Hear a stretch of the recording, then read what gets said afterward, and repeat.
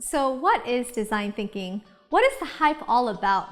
You have many organizations and even governments talking about design thinking. In fact, Singapore may be the first country in the world to really adopt the principles of design thinking. So what is the hype all about? So just a quick history lesson. Design thinking is actually not a new concept.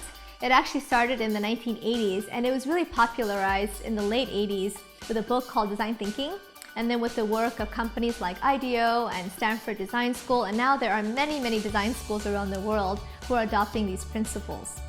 And so basically, it started off in the idea of human-centered design. Isn't that nice? We're starting to design for humans. So that's a really, really interesting concept. And so what's happened is now it's been applied to business problems. There are 3 core principles of design thinking, just to put it very, very simply. Of course, everyone has their own unique approach and methodology, so we're just going to share a little bit of what our approach is. So let's start with empathy. Isn't that a nice word? It's about caring, right? At the heart of it. So when you talk about empathy, which is one of the core principles in user-centered and human-centered design, it's really about knowing who are your users. When people talk about design thinking, they often talk about customers as the common user.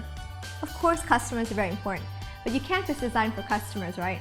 If your staff are unhappy, if your investors are not happy, if you treat your partners like crap, it's not going to work.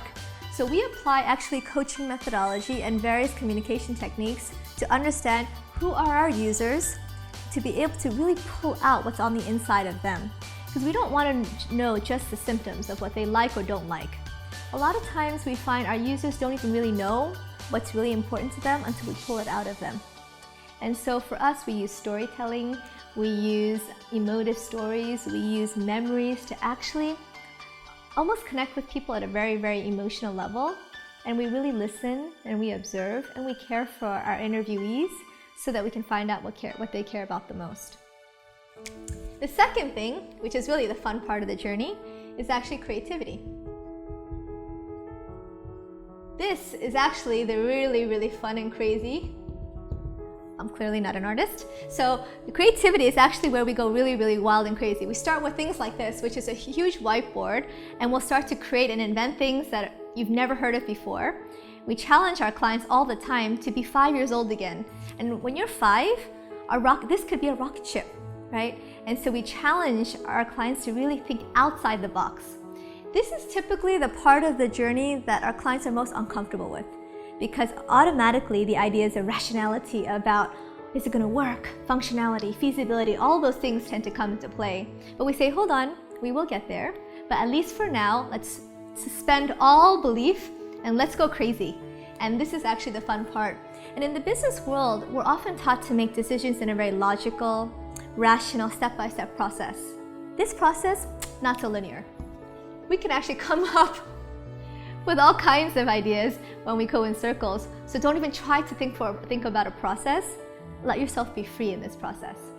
And then ultimately, we do have to bring things, make them executable and all that good stuff. So we do, don't worry, have a process. And one of those principles is called rationality. For all of you business folks, you love this part. It's very natural to you.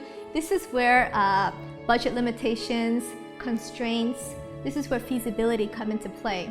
And ultimately, you need to combine these 3 things for your ideas to actually take forward. The thing is that if you start with here, it's very hard to create and fundamental change. Now, if you start from empathy and creativity, it's much easier to whittle down an idea. So we always start with empathy and creativity. For us, design thinking is a powerful methodology when it's grounded in core values and it actually points towards a certain vision of where you're trying to go. At the end of the day, it's about being very, very user-centric and caring about your users. And when you design for that, we believe you will drive business success and make a positive difference in the world. We've actually had the joy and the privilege of applying this methodology in many, many different situations, ranging from designing innovative cultures, to designing whole new businesses and attractions, which was a lot of fun, to even designing user-centric vision and strategy, to even creating new operating models of how people work together. They all seem quite different, right? But at the heart of it is actually empathy, creativity, and rationality.